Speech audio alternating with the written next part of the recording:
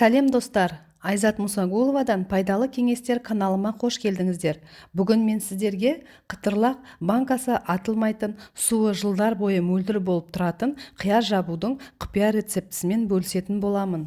Бұл рецепті маған қайнапам үйреткен. Ол тұздалған қиярды тонналап жабатын цехта жұмыс жасаған. Дәл осы әдіспен тұздалған қиярды жабатын болсаңыз, суыңыз мөлдір атылмай, жылдар бойы сақталып тұра береді. Ең алдымен тұздайтын қиярларымызды дайындап аламыз.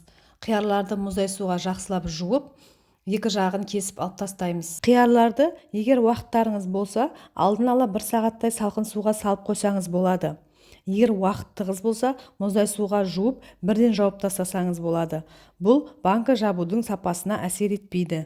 Содан кейін банкамыз бен қақпақтарымызды өздеріңіз қалаған әдіспен булап, стерилизовать етіп аламыз. Шамамен 10-15 минут буланған банкамызды алып, банкамыздың астына қажетті заттардың барлығын салып аламыз. Ең алдымен тәтті бұрыштарды саламыз, яғни болгарский перец. Болгарский перец 2 литрлік банкіге 2 кусогын саламыз. Егер 1 литрлік банкі жабатын болсаңыз, 1 кусогын саласыз. 3 литрлік банкіге 3 кусогын саласыз. Дәл осылай лавр жапырақтарын саламыз. Бұл да үлкен 1 литрге үлкен 1 жапырақ, 2 литрге 2 жапырақ, 3 литрге 3 жапырақ саламыз. Содан кейін дәл осылай сарымсақтарымызды саламыз. 1 литрлікке 1, 2 литрлікке 2, 3 литрлікке 3 түйірден саламыз. Түйір қара бұрыштарымызды саламыз. 1 литрлікке 5 түйір, 2 литрлікке 10 түйір, 3 литрлікке 15 түйір саламыз. Егер майдасы болса, ірілері болса, 1 литрлікке 3, 2 литрлікке 6, 3 литрлікке 9 түйір саламыз. Келесі хренімізді саламыз. Хреніміздің өлшемін қалай түсіндіремді білмей тұрмын. Шамамен көз мөлшермен 10-15 см ұзындықтағы хрендерімізді саламыз.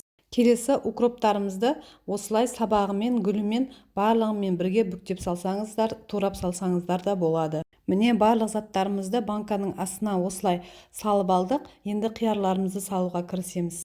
Қиярларымызды видеода көрсетілгендей банкамызға астыңғы жағына, көлемі жағынан және бойы жағынан бірдей қиярларды орналастырамыз. Міне банкының бірінші қатарына тығыздап осылай қиярларды салдым.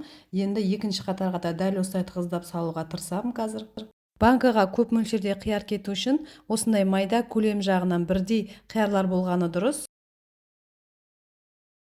Дәл осы әдіспен, дәл осы мөлшерде сіздер осы қиярларға үстіңгі жағына қызанақтарды араластырып салсаңыздар болады. Немесе астына капуста, ортасына қияр, үстіне бірге ассорти қылып қызанақ салсаңыздар да болады. Астына салатын сарымсақ бұрыштарымыздың мөлшері өзгермейді. Содан кейін міндетті түрде сақырлап қайнап тұрған ыстық суымызды құямыз. Банкамыздың бетін жауып қойып, шамамен 10-15 минутке қойып қоямыз. Міне ең маңызды сәтке келдік. Енді сиропымызды дайындауға кірісеміз. Осы ең алғашқы құйылған суды төгіп тастамаймыз. Осыны осындай арнайы эмалды ыдысқа құйып аламыз. Содан кейін банкамызға тағы да сақырлап тұрған ыстық суымыздан құйып бетін жауып қойып қоямыз. Енді сиропымызды дайындауға кірісек, банкадан құйып алған ең бірінші алғашқы суымызға 2 қасық қант саламыз. 2 литрлікке 2 қасық, 1 литрлікке 1 қасық, 3 литрлікке 3 қасық. Дәл солай, дәл сол қасықпен тұзымызды саламыз. Егер 1 литрлікке 1 қасық, 2 литрлікке 2 қасық, 3 литрлікке 3 қасық. Мен сіздерге 2 литрлік банканы жауып көрсетіп атқаннан кейін 2 қасық қант, 2 қасық тұз салдым. Енді осы сиропымызды газге қойып, қанты мен тұзы толық ерігенше және бетіне өзі көпіршіктеп тозаңдары шыққанша 3-5 минут қайнатамыз. Міне сиропымыздың тозаңдары көбіршіктеніп, бетіне шығып, түсі өзгерді. Сиропымыз дайын.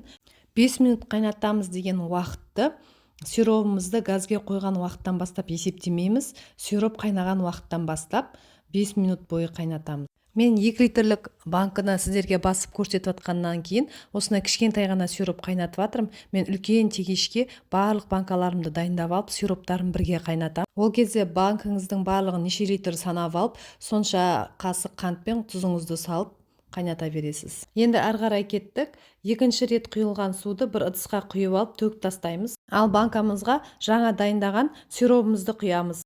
Осы уақытта газда шәйнегімізді өшірмейміз, шәйнек қайнап тұру керек. Өйткені 5 минут бойы қайнағаннан кейін суымыз азайып қалуы мүмкін. Сол банканың бетіне су толмай қалса, қайнаған судан құйып жібереміз. Ары қарай банкамызға аспирин мен уксусымызды саламыз. Аспирин 2 литрлік банкіге 2 штук, 1 литрлікке 1 штук, 3 литрлік банкіге 3 штук саласыз. Ал уксусымыздан 1 литрлік банкіге 1 тамшы, 2 литрлік банкіге 2 тамшы, 3 литрлік банкіге 3 тамшыдан саламыз. Банкымызды закрывашкамен жақсылап тұрып жабамыз, және банкіден су ағып тұрған жоқ па тексеріп аламыз.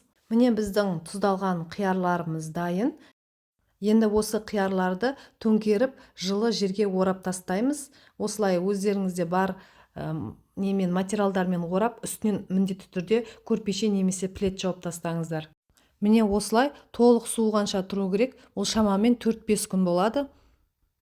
Міне біздің тұздалған қиярларымыз дайын. Өздеріңіз көргендей, уже түсі өзгерген.